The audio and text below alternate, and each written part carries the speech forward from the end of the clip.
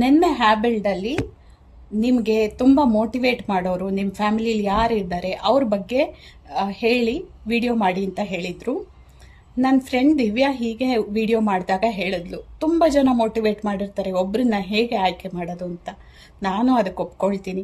ಎಷ್ಟು ಜನ ಮೋಟಿವೇಟ್ ಮಾಡಿರ್ತಾರೆ, ಜೀವನದ ಪ್ರತಿಯೊಂದು ಹಂತದಲ್ಲಿ ಒಬ್ರೊಬ್ರು ಮೋಟಿವೇಟ್ ಮಾಡ್ತಾರೆ.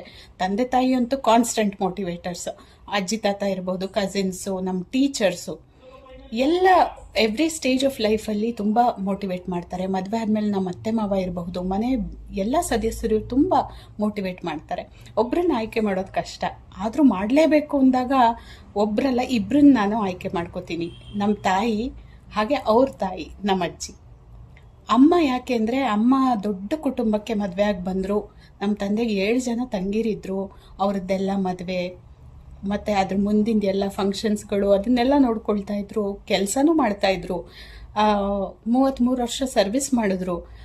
ಸೊ ವರ್ಕಿಂಗ್ ವುಮೆನ್ ಆಗಿ ಮನೇಲೂ ಇಷ್ಟು ದೊಡ್ಡ ಫ್ಯಾಮಿಲಿನ ನೋಡಿಕೊಂಡು ಅವ್ರದ್ದು ದೊಡ್ಡ ಅಚೀವ್ಮೆಂಟ್ ಅಂತ ನಂಗೆ ಅನ್ಸುತ್ತೆ. ನನ್ನನ್ನು ಬೆಳೆಸಿ, ನನಗೂ ಏನೂ ಕಮ್ಮಿ ಮಾಡದೆ ಬೆಳೆಸಿ ಅವ್ರದ್ದು ಅಚೀವ್ಮೆಂಟ್ ಅನಿಸುತ್ತೆ. So she is my role model and biggest motivation. ನಮ್ಮ ಅಜ್ಜಿ ಯಾಕೆ, ನಮ್ಮ ಅಜ್ಜಿ ಓದಿದ್ದು 10ನೇ ಕ್ಲಾಸು, 16ನೇ ವರ್ಷಕ್ಕೆ ಅವ್ರಿಗೆ ಮದುವೆ ಮಾಡಿಬಿಟ್ಟಿದ್ರು.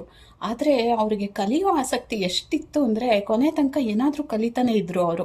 ಹೊಸದೆಲ್ಲನೂ ಒಂದು ಕಸೂತಿ ಆಗಿರಬಹುದು, ಕ್ರೋಶಾದು ಆಗಿರಬಹುದು, ನಿಟ್ಟಿಂಗ್ ಆಗಿರಬಹುದು, ರಂಗೋಲಿ ಆಗಿರಬಹುದು, ಎಲ್ಲದರಲ್ಲೂ ಎಕ್ಸ್ಪರ್ಟ್ ಅವರು. ಅಡುಗೆ ತಿಂಡಿ ಅಂತೂ ಕೇಳೋದೇ ಬೇಡ. ಉಪ್ಪಿನಕಾಯಿಗಳು, ಹಪ್ಪಳ, ಸಂಡಿಗೆಗಳು ಇದೆಲ್ಲ ಲಿಸ್ಟೇ ಇರುತ್ತಲ್ವ ಅಜ್ಜಿರ್ದು. ಆಮೇಲೆ she was such a hard working person. ಇದೆಲ್ಲ ತುಂಬ ಮೋಟಿವೇಟ್ ಆಗುತ್ತೆ.